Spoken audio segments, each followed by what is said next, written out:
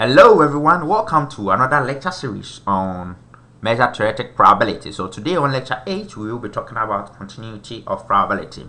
But before then, we have to continue with our independence in our lecture 7. That's some things we need to actually note down. So by definition, remember that we talk about this definition in lecture 7, that a finite collection of events A1 through to AN is independent if you take the probability of their intersection should be equal to the multiplication of their individual probabilities. If this happens, then you are saying that A1 through to AN are independent. Note, reordering the sets has no effect on the independence, and the subcollection of independent events is also what?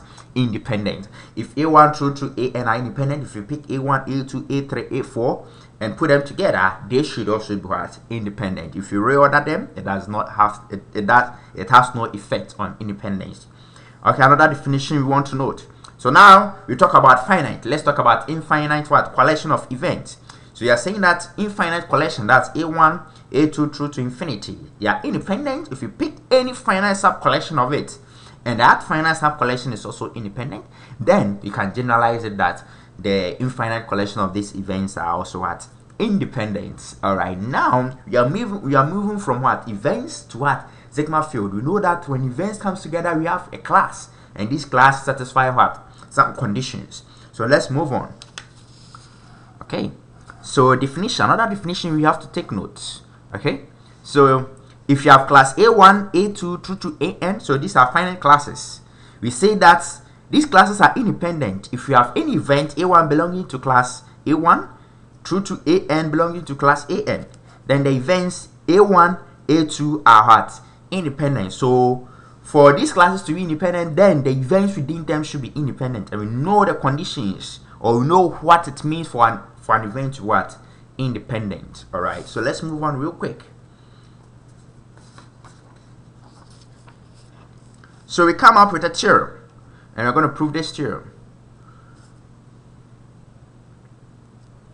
So we say that let A1, class A1 through to AN be independent pi systems. Then the sigma field generated by these pi systems are also what? Independent. How do we prove this? We note that by the pi lambda theorem, if we have a pi system and the pi system is a subset of what? A lambda system, then the sigma field generated by what? That pi system is also what? A subset of what? This lambda system. So for now we have classes of what? Pi systems, and we want to prove the independence of the sigma field generated by what? This pi system. So we know that a pi system is a sigma field, and for now we are going to define another class, and this class we include the what? The whole space to the previous pi systems that we know. So we let BI, class BI, to be equal to the class AI, you know what? The whole space. So now note that BI is still what? A pi system. So we want to see the independence of class B1, B2, B3, and the sigma field generated by these classes should be independent of what? Each other, right? So we face classes what? B2 through to what? Bn, and we talk about only what? Class what? B1. All right, so class B1 also has some classes within, and since they are independent, note that pi systems allows intersections. So since the events, the elements or events in these classes are independent, then the probability of the intersection should be equal to what? The product of their individual what? Probabilities. So L, which is a lambda system, should be a class or a collection of events within what? B1 satisfying what? This condition. So we know that L is what? Is a lambda system, and by the pi lambda theorem we know that since B1 is a subset of what? L, then by the pi lambda theorem the sigma field generated by this class is a subset of what? Of L. So this implies that the sigma field generated by B1 is independent of what? B2, Bn up to through to what? Bn. So we are going to repeat the same process. So remember that we faced B class B2 through to Bn, and we talked only about what? Class B1. So now we are going to repeat the same process. If you repeat the same procedure, the independence of what? The sigma field generated by class B1, B2 through to Bn implies the independence of the sigma field generated by what? Class B1, sigma field generated by class B2 through to what? Bn, and so forth. So we have it that the sigma field generated by class AI is equal to what? The sigma field generated by what? Class BI for all I from 1 through to what? AN. So this proves it that if you have independent classes, then the sigma field generated by the class are also at independent. So we talk about something interesting and we bring out some kind of corollary.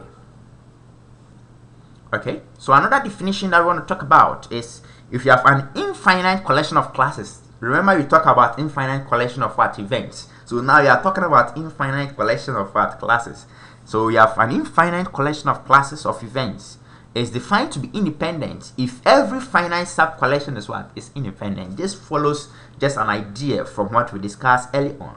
So that's immediately we see that this corollary, this follows right from our proofs and the definition that we have here, that if we have, let's class A theta, whereby theta belongs to some space, are independent pi systems, then the sigma field generated by what? These classes are also what? Independent. We prove it early on. All right. Example. So let's talk about not necessarily an example relating to what we are talking about, but let's talk about something interesting here. So we toss a fair die. If you toss a fair die, this is a random experiment which comes with what? Some kind of sample space. So the space is from what? 1 through to 6, and the probability of each of the events is what? 1/6 for all I belonging to what? The whole space. So we collect some events out of this space. So that's the field or the sigma field generated on what? Like the sigma field defined on the whole space is equal to 2 to the power hat. 2 to the power omega, and the total number of subset we can actually have from this omega is 64. So now we define the probability on this space. So we call the whole of this space to be what? The probability space. So this is a collection on this, and P is defined on this. All right. So now we let E be the collection of even numbers. So E equal to 2, 4, and 6. And the probability that E happens is 1 over what? 1/2. That's 3/6. When you break it down, you get 1/2. So now the die is stored in a different room. We do not know which happened, but we are told it happened. So the probability that the set 2 happened, given that he has happened, is equal to what? 1/3. So this is the information we have. So the probability that the set 2 happens, given that he has happened, is 1/3. So now we restrict ourselves to what? E, because this is the information we have. So you know that it's 2 out of 3. We have 3 elements, and probability that 2 happens is 1 out of what? These 3. And we have a formula to also actually solve to get the answer we are having here. Okay, quickly. So I wouldn't talk much about this. This should be some more information. So when you read about this, it's gonna give you a bit more information of what I mean. Okay, because of time I wouldn't read this, so I just wrote this down for your information. And if you want more clarification on what we are talking about based on this example, okay, all right, so I'm just taking them through one after the other, so that, all right, so this and more information to understand what I talk about the example earlier on.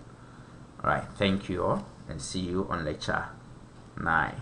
Bye bye.